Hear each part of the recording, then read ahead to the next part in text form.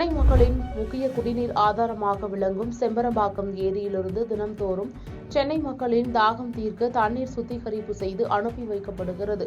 இந்நிலையில் செம்பரம்பாக்கம் ஏரியில் நீர் நிறைந்து கடல் போல் காட்சியளித்த நிலையில் தற்போது கோடைக்காலம் தொடங்கியுள்ளதால் ஏரியின் நீர்மட்டம் வேகமாக குறைந்து ஆங்காங்கே தரைகள் தெரியும் அளவிற்கு காட்சியளித்து வருகிறது. தற்போது செம்பரம்பாக்கம் ஏரியின் மொத்த நீர்மட்ட உயரம் 24 அடியிலிருந்து 19.39 அடியாகவும் மொத்த கொள்ளளவு 3645 மில்லியன் கன அடியிலிருந்து 2455 மில்லியன் கன அடியாக உள்ளது. இந்த கோடை காலத்தை சமாளிக்கும் வகையில் தண்ணீர் இருப்பதாகவும் அதிகாரிகள் தெரிவித்துள்ளனர். குறிப்பாக கோடை காலத்தில் செம்பரம்பாக்கம் ஏரியில் தண்ணீர் வறண்டு போகும் சூழல் ஏற்பட்டால் ஏரியின் முக்கிய பகுதிகளை தூர்வாரி ஆழப்படுத்த வேண்டுமென சமூக ஆர்வலர்கள் கோரிக்கை வைத்துள்ளனர்.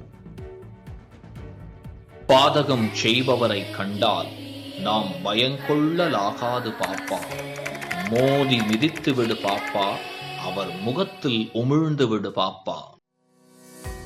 அண்மை செய்திகளை உடனுக்குடன் தெரிந்து கொள்ள இணைந்திருங்கள் இயம்நாடு